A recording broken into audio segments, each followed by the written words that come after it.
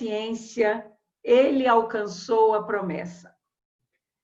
Aí Emmanuel nos traz a seguinte orientação: a esperança de atingir a paz divina, com felicidade inalterável, vibra em todas as criaturas. O anseio dos patriarcas da antiguidade é análogo ao dos homens modernos. É o lar coroado de bênçãos, é o dever bem cumprido, é a consciência edificada, é o ideal superior convenientemente atendido, é o trabalho vitorioso, a colheita feliz.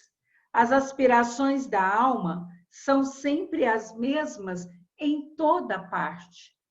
Contudo, esperar significa persistir, sem cansaço, e alcançar expressa triunfar definitivamente. Entre o objetivo e a meta, faz-se imperativo o esforço constante e inadiável. Olha aí, Nery, que a gente estava falando agora da força do hábito, né?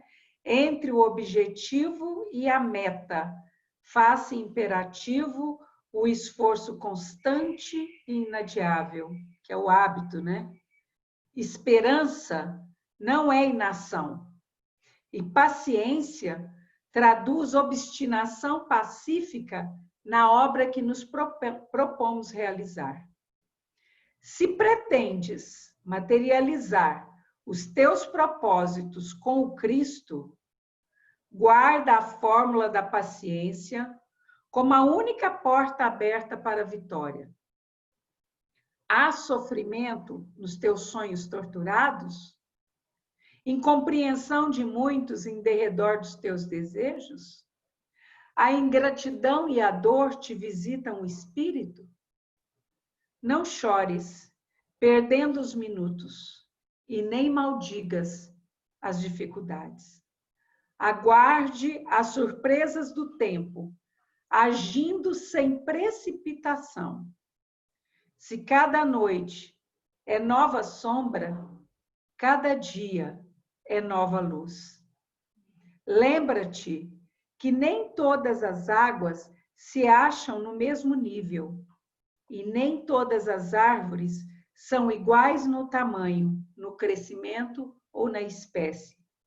Recorda as palavras do apóstolo dos gentios: esperando com paciência, alcançaremos a promessa. Não te esqueças de que o êxito seguro não é de quem o assalta, mas sim daquele que sabe agir, perseverar e esperar por ele. Bom, coincidência ou não, né? Já que a gente não acredita em coincidência, né, Sandra? A gente acredita em sincronicidades, né? A gente acredita em projeto de vida estabelecido de comum acordo conosco e com a espiritualidade superior, principalmente com os bons espíritos que nos assistem, que têm interesse nos nossos progressos, né?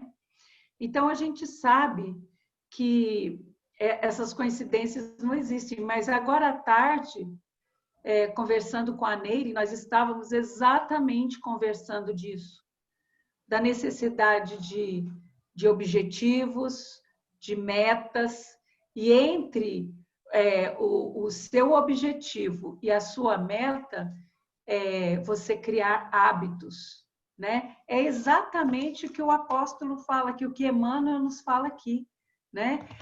Se a gente pretende materializar os nossos propósitos, né? Faça imperativo o esforço constante e inadiável. Faça imperativo o esforço constante e inadiável. Então, o que a gente quer? A gente quer mudanças para a nossa vida, a gente quer um status diferente, nós queremos oportunidades diferentes, nós queremos um novo perfil para a nossa existência, mas a gente não se propõe a dar o primeiro passo. Essa é a grande questão, né? Isso é tão grave, é tão sério, que eu gosto de citar essa passagem bíblica aqui, para ilustrar isso para nós. É tão sério que Jesus fala assim, eu tô aí na sua porta, eu estou aí batendo, eu quero entrar. Aí você continua no sofá, de braço cruzado. Tá bom, Jesus, entra. Fica à vontade, a casa é sua. Tome conta aí, senta na mesa, pode comer comigo. Fica à vontade, vai lá, serve para você. Você não é capaz de levantar e lá abrir a porta do seu coração, da sua vida, e falar assim para Jesus entrar. Você quer que ele tome a iniciativa. É o caso de Moisés, né? Moisés brigou com o faraó, brigou com o pai adotivo dele, aliás, com o avô adotivo dele, né? Que também foi o pai. Ele era avô e pai, né? Que o amava imensamente. Ele caçou treta com o irmão dele, com Ramsés. Ele virou aquele Egito de cabeça para baixo para honrar o pedido de Deus a ele, né? Ou do Espírito Superior Jeová, né? De que ele libertasse aquele povo, que segundo já o Marcos nos explicou, esse povo foi para o Egito por ocasião de José, que estava lá e que se tornou governador do Egito, né? E que era quem fracionava a distribuição de trigo, de cevada, de alimento para o povo no período das vacas magras, né? Então ele levou todos os seus irmãos, levou sua família, e enfim, o povo hebreu se estabeleceu no Egito por essa ocasião. A história enganada, ou deturpada, ou mal pesquisada, porque só agora também tivemos muitos outros recursos arqueológicos e tudo mais que nos dão esses novos parâmetros, sempre colocou o povo egito como escravo, quando na verdade ele não era. Ele era um povo mal visto dentro do Egito, porque ele era um povo sem nação. Era um povo estrangeiro dentro daquele país, mas que não fazia parte daquele país, nem pela religião, nem pelos costumes. Então, quer dizer, o povo estava usando a casa do outro, né? Mas não pertencia àquele povo. E eles trabalhavam como servos. O único lugar que tinha para eles trabalhar, o único lugar, eram nas grandes obras faraônicas. Porque no campo eram as próprias famílias que trabalhavam. E no sacerdócio, que era outra atividade profissional, eram só os sacerdotes de origem egípcia. E a outra atividade era o exército do faraó, e nesse exército só tinha que ter sangue puro, só tinha que ter egípcio, né? Naquela época, o exército egípcio não aceitava mercenários, né? Então, Deus propõe a Moisés tirar aquele povo de lá e promete a Moisés uma terra que emana mel e leite, ou seja, uma terra de muita fartura, uma terra promissora, uma terra onde aquele povo vai se multiplicar. Mas o que acontece? Quando Moisés chega às entradas daquela cidade, Moisés nem chegou a entrar, porque ele morre antes, né? Ele descobre que aquela terra tem dono. Que não era fácil, eles teriam que lutar para conseguir o direito de ter aquela terra. E assim é conosco, nós queremos a felicidade, nós queremos que as coisas aconteçam na nossa vida. Mas qual é a mudança que nós estamos nos propondo fazer? O que eu posso fazer de mínimo para poder facilitar alcançar essa meta? Qual que é a minha meta? A minha meta é comprar uma casa própria? Minha meta é comprar um carro? Minha meta é fazer uma grande viagem? Minha meta é pagar minhas contas? Minha meta... Qual que é a minha meta? Eu tenho que estabelecer uma meta. Estabelecer meta é o primeiro ponto de qualquer ser humano. Em outras palavras, nós podemos chamar isso de missão, de visão, de sonhos. Mas nas palavras de Jesus, nós chamamos isso de candelabro. Sabe? É a candeia. As metas é a candeia. Você coloca ela no alto da sua casa para você olhar para ela todos os dias e lembrar aonde você quer chegar. E esse caminho entre você e a sua meta pode ser um caminho difícil, um caminho tortuoso, íngreme.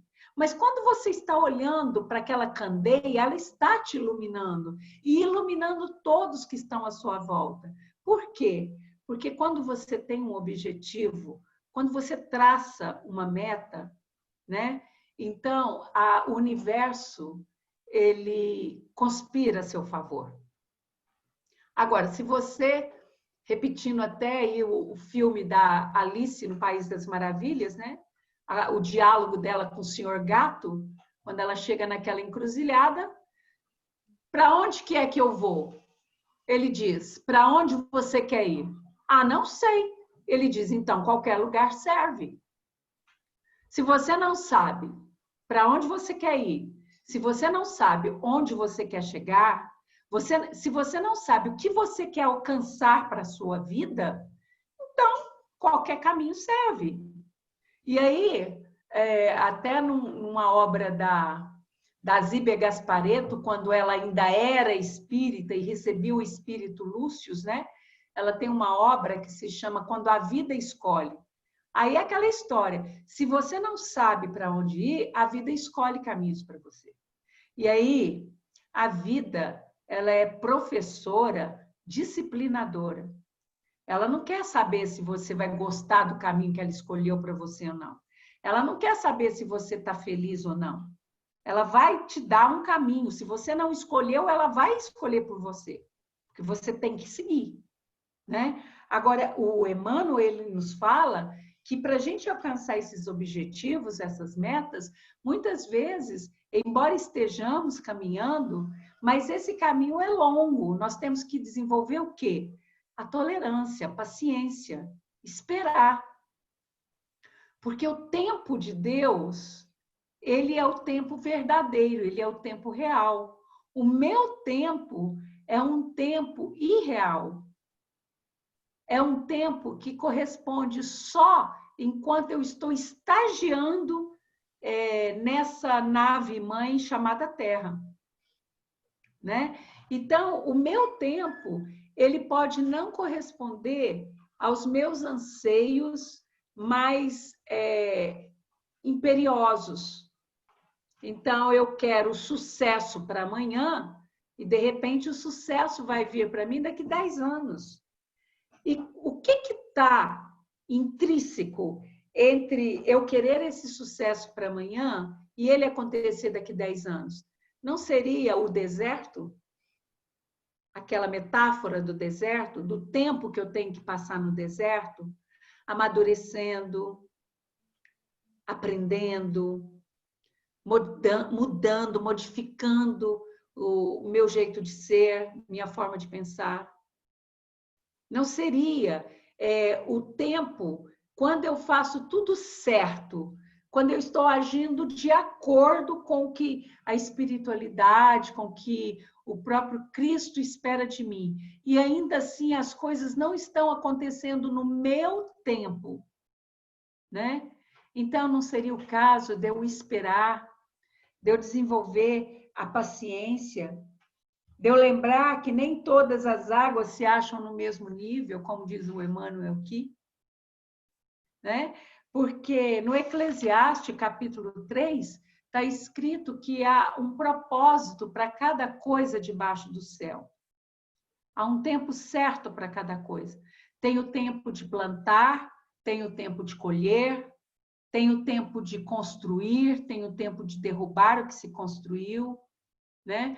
Há um propósito, há um tempo certo para cada propósito. Só que eu preciso desenvolver o discernimento. Hoje no Evangelho, que para nós saiu sobre a coragem.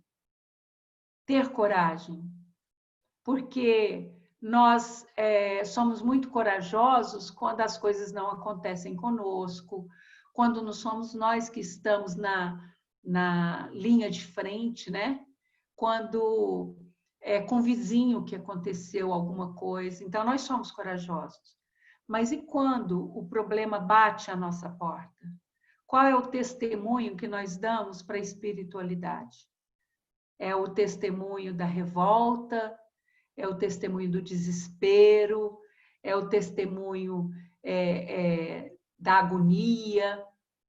Então, nós precisamos pensar de que forma nós estamos nos comportando, de que forma nós estamos colocando em prática esses ensinamentos que nós já temos recebido, né? Há poucos dias, o Hans nos falou, o Ascan nos falou, que nós estamos reunidos aqui não por acaso. Não é o acaso que nos reuniu, mas de comum acordo do nosso fórum íntimo, nós pedimos a Deus a oportunidade de nos reencontrarmos. E em nos reencontrando, o que é que nós estamos nos fazendo, além de estreitar os nossos laços, né? Então, em nos reencontrando, nós estamos aproveitando este tempo para aprendermos juntos. Ou às vezes, recordar o que nós já sabemos, né? Então, é muito precioso esse tempo, é muito precioso cada minuto de nossa vida, né? E se nós queremos atingir essa paz divina, essa felicidade permanente, esse estado de felicidade que vibra já nas criaturas elevadas, né? A gente tem que entender que os nossos anseios, que os nossos sonhos são os mesmos anseios e os mesmos sonhos dos homens mais primitivos. É ter a segurança de um lar, é ter a proteção de uma família, é saber que os nossos entes queridos estão bem, é saber que nós temos o pão de cada dia e o exercício da nossa fé numa força superior. Então, isso não muda.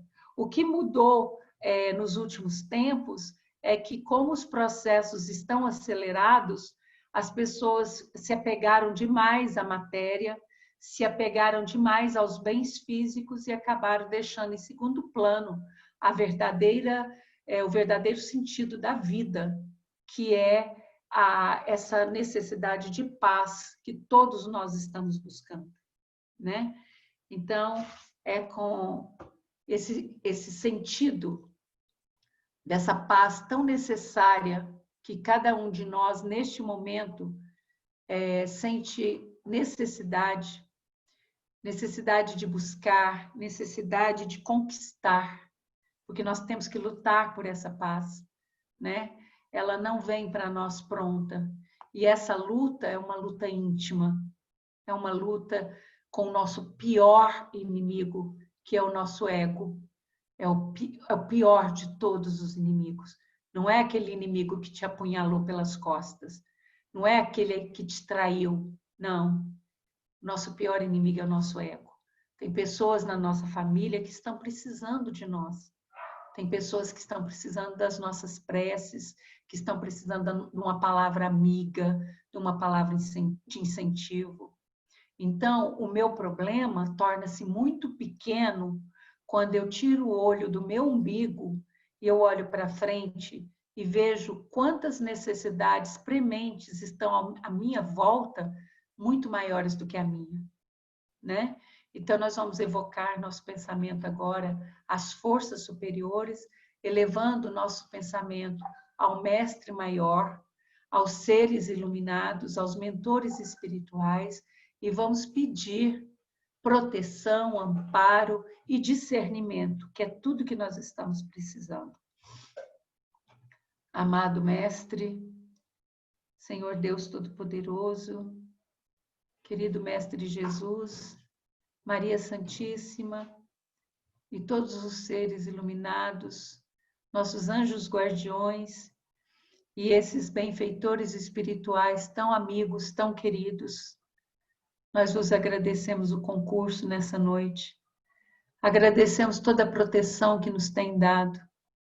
Agradecemos especialmente ao aniversariante de ontem, Dr. Bezerra de Menezes, por todo o socorro que nos presta neste grupo, por socorrer todos aqueles que apresentam qualquer tipo de enfermidade física ou espiritual. Agradecemos imensamente a assistência carinhosa, amorosa, paternal dos nossos mentores espirituais neste grupo, pelas orientações recebidas, pelas intuições, pelos estímulos, pelas disciplinas, pelos puxões de orelhas que também recebemos, sabemos que se fazem necessários. Dai-nos, Senhor, discernimento, dai-nos paciência, dai-nos tolerância e resignação, dai-nos, Senhor, entendimento para mudar tudo aquilo que podemos mudar e resignação para aceitar as coisas que não podemos alterar. E assim, Senhor Jesus, nós abrimos esse trabalho desta noite em Teu santo nome, pedindo a Tua proteção, pedindo a Tua bênção e a Tua intuição para todos aqueles que farão uso da palavra nessa noite. Sê conosco, amado Mestre, hoje, agora e sempre, que assim seja, graças a Deus. Nós falamos no aniversariante de ontem, que foi o Dr. Bezerra de Menezes, mas também nós tivemos o Lucas Nogueira, que também fez aniversário. Né, Lucas? Parabéns, receba nosso abraço, você é muito amado, muito querido, é um sobrinho que eu tenho muito amado. Viu? Que Deus te abençoe imensamente, que Nossa Senhora coloque a mão sobre todas as suas questões e que te traga muita paz ao coração, viu, meu irmãozinho? Conte sempre com a gente, conte sempre com o nosso amor, tá? E depois até eu vou pedir para vocês colocarem as datas de aniversário, porque a gente nem fica sabendo, às vezes passa, é tão bom cumprimentar, é tão bom a gente ser lembrado, né? E eu queria fazer um convite para todos vocês, antes que eu esqueça, muito especial. No próximo domingo, nós teremos um palestrante muito querido mesmo. É o professor Cláudio Ude, ele é aqui da nossa universidade, aqui de Uberaba. É um espírita estudioso, é um cientista e um estudioso da ciência espírita, um pregador, assim, de uma didática maravilhosa. E ele é diretor do Hospital Veterinário e ele é professor no curso de veterinária na área de animais silvestres. Ele se dedicou a essa área e aqui em Uberaba a gente tem muito problema por causa das queimadas, né? Então os animais silvestres vivem aparecendo queimados, machucados, enfim. E ele é o responsável por isso. E há muitos anos, já uns 15 anos mais talvez, que eu saiba, tem uns 15 anos que ele estuda exclusivamente a alma dos animais, né? Fazendo uma pesquisa muito ampla.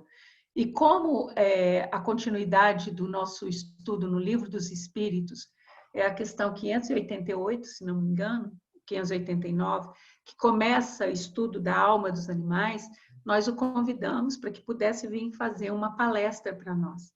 Então, no próximo domingo, nós não teremos o estudo do Evangelho e nem terá o meu estudo sobre água, né, se eu não conseguir concluir hoje, mas somente do professor Cláudio Ude, porque a gente deu a ele um tempo maior para que ele pudesse fazer o começo, meio e fim, tá bom? Então, eu convido todos vocês, é interessante que a gente esteja presente, né, para que ele possa até se sentir motivado também a aceitar novos convites mais para frente, né?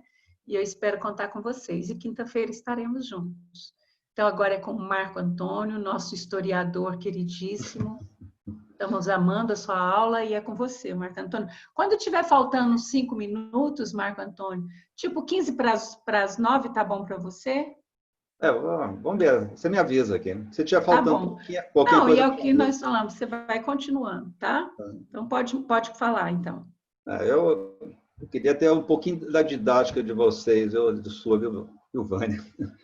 Eu não tenho nenhuma didática aqui para falar alguma coisa. Vamos lá, vamos começar logo para não perder muito tempo. Deixa eu...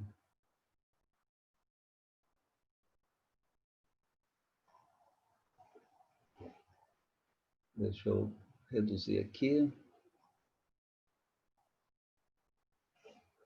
Então, estamos aqui novamente, né, na terceiro domingo. dando continuidade ao item número 3 do Evangelho, da introdução, notícias históricas.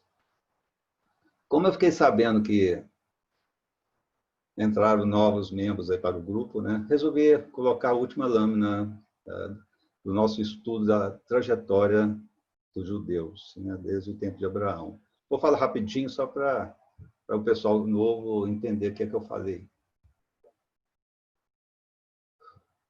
Vamos lá.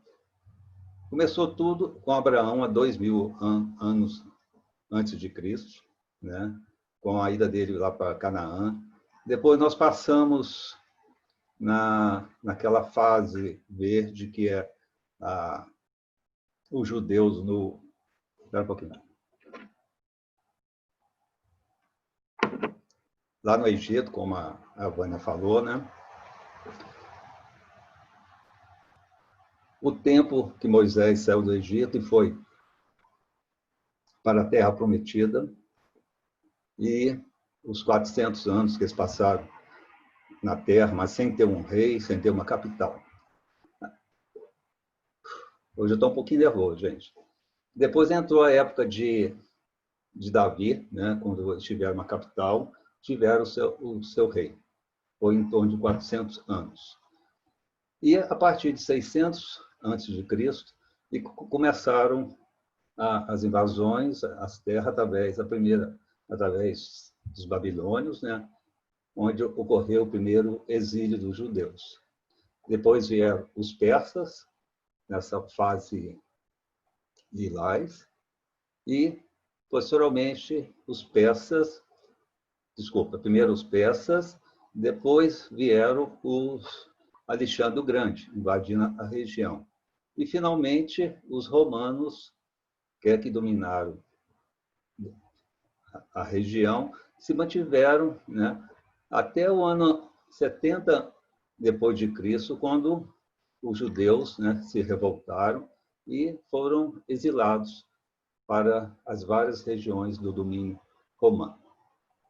Então, a trajetória dos judeus, né, começa lá em 2000 e vai até 70 depois de Cristo, quando todos são exilados. Eu gostaria de apresentar, antes de entrar no estudo do item 3, a situação geopolítica da região na época de Jesus. Eu tinha apresentado, na época, o mapa das 12 tribos, né? Depois apresentei o mapa da região depois da morte do rei Salomão, e agora eu vou apresentar o mapa da região na época de Jesus. Nós temos a Judéia, né, mais ao sul, que é a parte montanhosa do sul de Israel, entre a margem oeste do Mar Morto e o Mar Mediterrâneo. Assim, podemos citar algumas cidades que a gente vê nos evangelhos, né, dessa região, que é Jerusalém, Betânia, Belém, Jericó, Hebrom e o Monte das Oliveiras, que nós conhecemos, né, dentro do evangelho. A região Samaria, que é mais ao norte da região de Judéia, é um nome histórico e bíblico de uma região montanhosa do Oriente Médio. E, na verdade, a região ela vai de norte a sul numa cadeia de montanhas. Constituído, então, esse reino da Samaria, era o antigo reino de Israel, situado em torno da sua capital, que foi a Samaria, e rival, como eu já tinha falado, do Reino do Sul, o Reino de Judá naquela época, após a morte de Salomão. Nessa região, nós temos várias cidades que são mencionadas nos evangelhos. A Samaria, né, Siquém, Sicá, Arimateia, e os montes Ebal e Gerizim, ou Garizim, que são mencionados lá em Deuteronômio 27. São os montes quando Moisés atravessou o Jordão e chegou na Terra Prometida. Temos também a região da Pérea, essa em amarelo, é uma região localizada a leste do Mar Morto, né, na direção de Pela. Pela fica mais ou menos ao norte aqui, ó. E seus habitantes eram, na sua maioria, puramente judeus, embora também houvesse alguns gregos vivendo aí.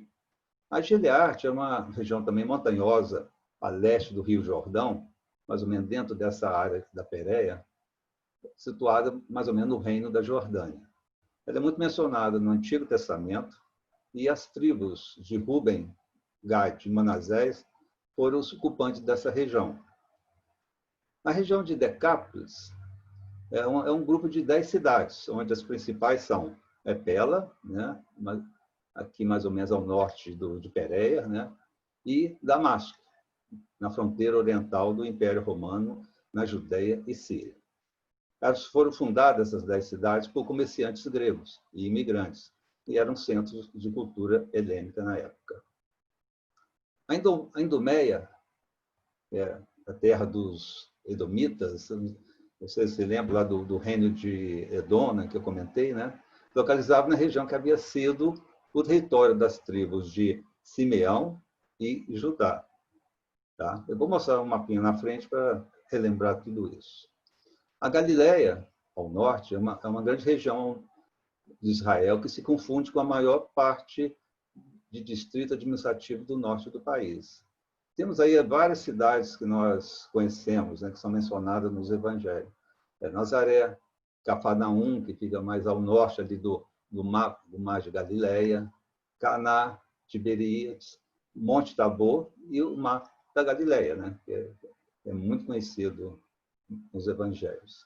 A região da Galileia foi provavelmente o lar de Jesus durante pelo menos 30 anos de sua vida.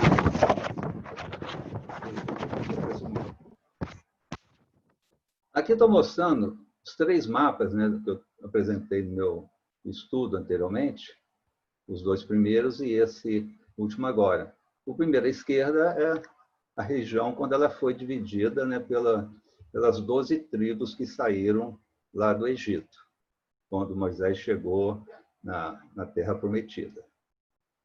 O do meio, como também já tinha falado, é a distribuição, né, a situação geopolítica da região, quando Salomão morreu, quando foi criado o reino de Israel, né, referente às 9 tribos, e o reino de Judá, relativo às 3 tribos do sul.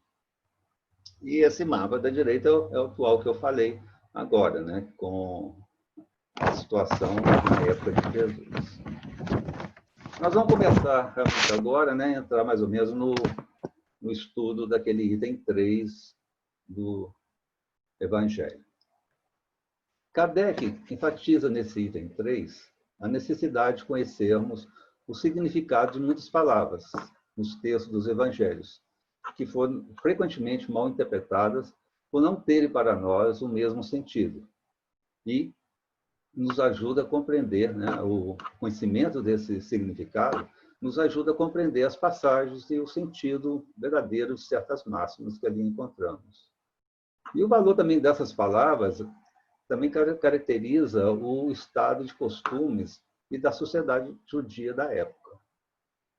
Do mesmo modo que foi interessante conhecer, na minha opinião, mesmo de maneira bem simples, a trajetória dos judeus desde Abraão até a época de Jesus, quando da sua passagem junto àquele povo que foi escolhido para receber, primeiramente, os seus ensinamentos. Conhecer também as regiões da época de Jesus, as cidades e os locais por onde ele passou, os grupos políticos e religiosos que moravam nessas regiões, bem como os seus costumes, né? Isso nos ajuda nessa compreensão dessa época aí. E eu estive pensando muito assim, sobre essa compreensão das parábolas, das passagens, das máximas do Evangelho. Eu falando por mim mesmo, eu só fui entender mesmo o que elas procuravam ensinar depois que eu entrei na doutrina espírita, né? Porque foi graças a essas explicações que os espíritos trouxeram na edificação dessa obra que nos auxiliaram nessa compreensão, nesse entendimento. Nós também devemos citar, como complemento do Evangelho, os vários livros, principalmente de Chico Xavier, como, por exemplo, a Fonte Viva, todos os livros que a Vânia, né, faz a leitura na quinta e no domingo.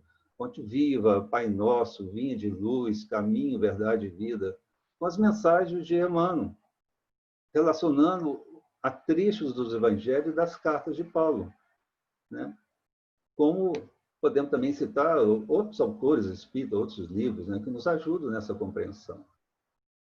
Então, isso aí é, como eu até escrevi, né, o Espiritismo, através da obra de Kardec, dos livros de Chico Xavier e de Valdo e de outras obras, né, veio para ensinar-nos a viver de acordo com o que Jesus pregou naquela época e que foi trazido pelos evangelistas.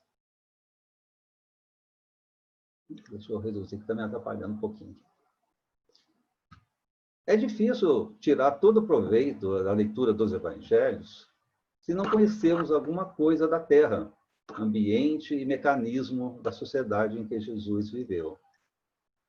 Assim, gente, conhecer o contexto em que Jesus viveu não é apenas questão de cultura, mas também e principalmente um dado necessário para se conhecer e avaliar com mais objetividade o que significou a vida, a palavra e a ação de Jesus.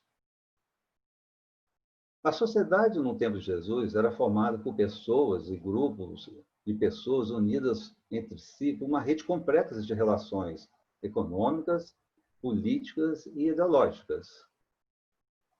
Para situarmos a pessoa e a ação de Jesus, é necessário examinar as relações sociais que existiam na sociedade no seguinte aspecto. Esse foi um ponto que na primeira preparação minha eu não tinha colocado, mas depois, fazendo uma pesquisa aqui, achei isso interessante, mostrar toda essa situação, essas relações sociais que existiam na época de Jesus, né? Porque aquele povo, né, que vivia lá, são consequências de tudo aquilo para trás, aqueles 2000 anos deles, né, desde Abraão caminhando, o que eles passaram através das invasões, né, dos impérios, e a sociedade daquela época é o resultado de tudo isso, desse tempo todo, né, dessa trajetória deles. Então, eu quis mostrar como que era a sociedade com relação à economia da época, para a gente entender também algumas coisas. As atividades que formavam a base da economia no tempo de Jesus eram duas atividades: a agricultura e a pecuária, isso junto com a pesca, de um lado, e o artesanato, de outro. A agricultura, na época, era desenvolvida principalmente na Galileia, onde se plantava o trigo, a cevada, legumes, hortaliças, frutas e as oliveiras, né, que nós conhecemos bem na região. Temos também a confecção de perfumes que era feita na Judéia com a extração do bálsamo das árvores de Jericó. Interessante, quando eu acrescentei isso, eu estava lendo o Evangelho, porque a coisa que mais estou lendo agora é o Antigo e Novo Evangelho, né? Sempre pesquisando as coisas. E sem querer, caiu numa passagem, talvez alguém deve lembrar, da serva que quebrou um vaso de perfume, né? E foi passar o perfume na cabeça, nos cabelos de Jesus. E o pessoal ficou bravo com ela, porque o perfume era muito caro. Provavelmente era esse decorrente da extração do bálsamo, né? A pecuária era praticada principalmente na Judéia, com a criação de camelos, vacas, ovelhas e cabras. E a pesca, como nós já sabemos, né, no Evangelho, era intensa no mar Mediterrâneo, principalmente lá no lago de Genezaré, que era chamado o Mar da Galileia, e no Rio Jordão. O artesanato, né, desenvolvia-se nas aldeias e nas cidades, principalmente em Jerusalém, onde nós tínhamos a confecção de cerâmicas, trabalho em couro, trabalhos em madeira, fiação e tecelagem. E, além dos artesãos, né, que eu mencionei antes, havia também os padeiros, barbeiros, açougueiros e carregadores de água, né, que tinha esse trabalho naquela época, eram os carregadores de água. Então, o que tinha na época, padeiros, babeiros, tudo igualzinho a hoje. Hoje temos a mesma coisa, né? Não alterou nada. A circulação de toda a mercadoria dessa produzida na região, tanto na agricultura como no artesanato, formavam uma outra grande atividade econômica, que era o comércio. Tá? E estava nas mãos dos grandes proprietários de terra esse comércio. Nos povoados, o comércio era reduzido e o sistema era mais de troca. Esses grandes proprietários eram os anciãos, né? E normalmente eles tinham as terras, mas eles moravam nas cidades.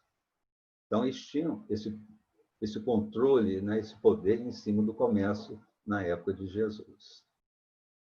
Toda atividade comercial era controlada por um sistema de impostos. E a circulação de mercadorias era monopolizada pelo Estado judaico, como pelo Estado romano também. Os impostos eram cobrados, então, pelos publicanos, como nós vamos estudar posteriormente, né, na continuidade do estudo. Havia também taxas para se transportar mercadorias de uma cidade para outra e de um país para outro. Esses impostos e taxas se tornaram insuportáveis no tempo de Jesus. Eram cobradas pelos portageiros. Por essa visão geral da economia da Palestina, podemos perceber, né? Jesus provavelmente foi um artesão. Ele aprendeu o ofício de José, que era carpinteiro, provavelmente. Alguns discípulos eram pescadores, né? Aqueles que seguiram Jesus. E um deles era cobrador de impostos na época, e foi chamado para acompanhar Jesus. A exploração e dominação não se restringia à economia interna do país, né? Essa circulação de mercadorias, a produção e circulação. Por ser a colônia do Império Romano, este também cobrava uma série de impostos. Tá? E por causa dessa série de impostos que resultou na revolta dos judeus, né? E que foi suplantado pelo envio das tropas a Jerusalém, que destruiu Jerusalém e o templo. Com relação à política da época, o poder efetivo sobre a Palestina estava sempre nas mãos dos romanos, mas, em geral, como eu já até mencionei isso anteriormente, eles respeitavam a autonomia interna da província. A Judéia e a Samaria eram dirigidas por um procurador romano, né? Lembra do Herodes. Mas o sumo sacerdote tinha o poder de gerir as questões internas através da lei judaica. O centro de poder político interno da Judéia e Samaria era a cidade de Jerusalém e o templo. É do tempo que o sumo sacerdote governava, assessorado por um sinédrio de 71 membros, composto de sacerdotes, anciãos e escribas ou doutores da lei, que nós vamos mencionar e estudar posteriormente também. Então, o Sinédrio, na época, era o Tribunal Supremo, era o Tribunal Criminal, era o Tribunal Político e Religioso da época. E sua influência se estendia sobre todos os judeus, mesmo os que viviam fora da Palestina, né? E nas outras cidades existia também pequeno aparato político. Eram conselhos locais que eram dominados de início pelos grandes proprietários de terra e mais tarde pelos escribas e doutores da lei. Podemos distinguir na sociedade do tempo de Jesus vários grupos que se diferenciavam no modo de se relacionar com a política, economia e religião. Então, as discrepâncias religiosas dos diversos grupos políticos religiosos nasceram principalmente da interpretação da lei de Moisés, contida no Pentateuco em face das escrituras antigas. Isso nós vamos ver realmente no estudo desses grupos mais para frente, dessas divergências. Com relação ao religioso, né, a religião dos judeus, no tempo de Jesus, estava centrada em dois polos fundamentais. Era o templo e a sinagoga.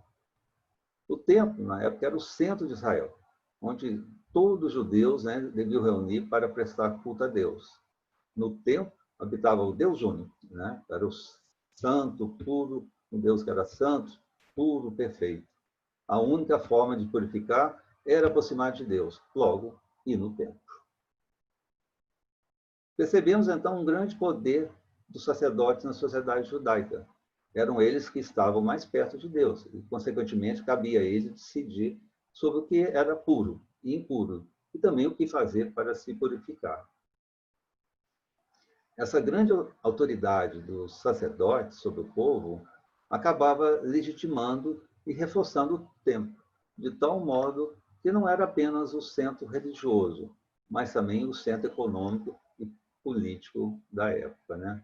Porque dentro do templo tinha um verdadeiro comércio, né? de mercadorias, e isso a gente já viu em algumas passagens do Evangelho também. Em outras palavras, a religião se tornou um instrumento de exploração e opressão do povo daquela época. Sobre a sinagoga, eu irei falar especificamente dentro do estudo mais para frente, que é um dos itens que faz parte, né, do item 3. Vânia, eu vou parar por aqui, porque já chegamos a 15 para as 9, e já vai entrar no estudo dos samaritanos, né, e é bem longo, é um pouco maior. Então, eu prefiro parar por aqui. Tá?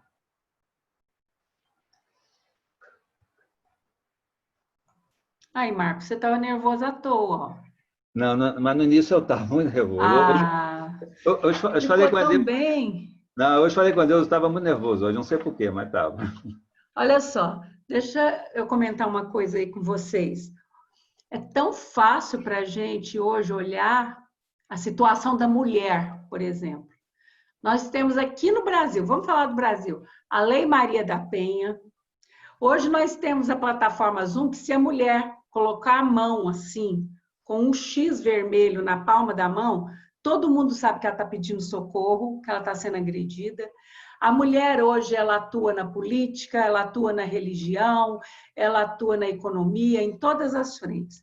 Isso para nós é muito normal. Para nós é perfeitamente... Aliás, não é normal quando alguém tenta desvalorizar uma mulher, por mais competente que ela possa ser, por causa do seu sexo, por ela ser mulher. Agora, vocês pensam, você estava falando aí dos tempos de Jesus, da necessidade que nós temos de conhecer os costumes. Gente, olha o revolucionário que foi Jesus. No tempo dele, mulher não era nem ser humano. Ô Vânia, Oi. Coincidentemente, desculpa te incomodar, né, mas sobre a mulher eu vou até falar, quando falar sobre os saduceus, uma passagem do Evangelho. Mas hoje a Deus pegou um livro aqui e estava comentando realmente isso, o papel da mulher naquela época, né? A mulher podia ser dada, a mulher era uma serva, e a única função dela era só conceber, era só isso. Conceber. Dar prazer e conceber. Era só isso. Ela não servia para mais nada. Nada. E outra coisa, se o marido desconfiasse dela... Ele podia abandonar. Abandonar, ia ser julgada, qualquer coisinha que ela... Se ele desconfiar, achasse que ela tinha feito alguma coisa, isso tem um livro que eu tinha comprado, mostrou isso hoje. O exemplo é a Lívia, a Nery está falando aqui do livro Há 2000 anos, lá do Públio Lentulus, né? Era assim. E o que Jesus faz? Ele revoluciona. Primeiro, ele se torna amigo de mulheres. Maria e Marta, irmãs de Lázaro, eram amigas de Jesus, amigas. A própria Bíblia ressalta isso, o sentimento de amizade que os une. Jesus andava só acompanhado de prostitutas e mulheres de má vida. Por que a Bíblia fala prostitutas? Muito provavelmente nem eram prostitutas.